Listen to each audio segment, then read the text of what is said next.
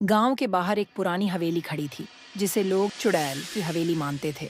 वहां रात के समय अजीब आवाजें आती थीं और कई लोग वहां से लौटकर नहीं आए थे।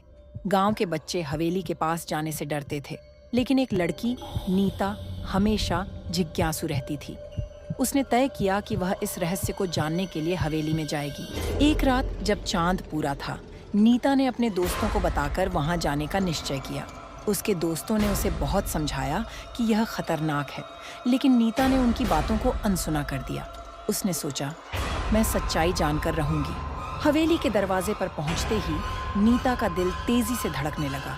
दरवाजा हल्का सा खुला था। उसने धीरे से अंदर कदम रखा। हवेली का माहौल अजीब था। दीवारें लंबी और अंधेरी थीं। नीता ने आगे बढ़ते हुए देखा कि चारों ओर धूल और जाले थे। तभी उसे एक अजीब सी आवाज सुनाई दी। वह डर गई, लेकिन अपने साहस को जुटाकर आगे बढ़ी। जैसे जैसे वह अंदर गई, आवाजें तेज होती गईं। अचानक उसे एक खिड़की के पास एक सफेद कपड़े में लिपटी हुई आकृति दिखाई दी। नीता ने धीरे से उसके पास जाने की कोशिश की।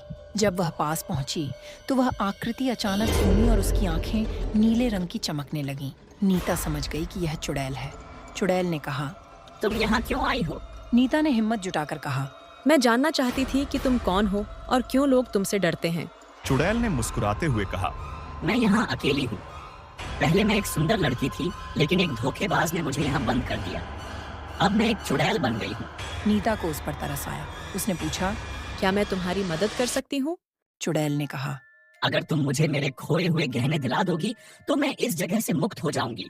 वे गहने इस हवेली के पास एक पुरानी पेड़ के नीचे दफन है। नीता ने तुरंत उसे वादा किया कि वह उसकी मदद करेगी। अगले दिन नीता अपने दोस्तों के साथ उस पेड़ के पास गई। वहां खुदाई करने पर उसे चुड़ैल के गहने मिले। नीता ने गहनों को चुड़ैल को वापस लौटाने का निर्णय लिया।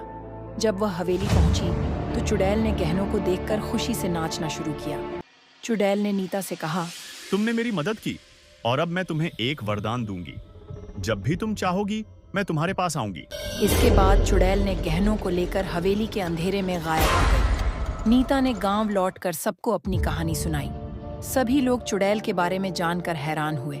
नीता ने गांव वालों को बताया कि चुड़ैल वास्तव में एक दुखी आत्मा थी, जिसे स्वतंत्रता की आवश्यकता थी।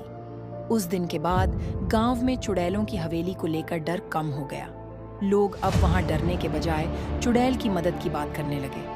नीता ने न केवल चुड़ैल की मदद की, बल्कि गांव के लोगों को भी सिखाया कि हर डर के पीछे एक कहानी होती है। समय बीतने के साथ नीता और चुड़ैल की दोस्ती गहरी होती गई। जब भी नीता को कोई समस्या होती, चुड़ैल उसकी मदद करने आती।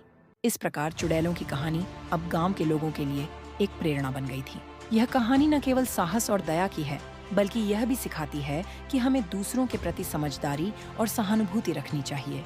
अगर ये कहानी आपको पसंद आई हो, तो वीडियो को लाइक और चैनल को सब्सक्राइब जरूर करें।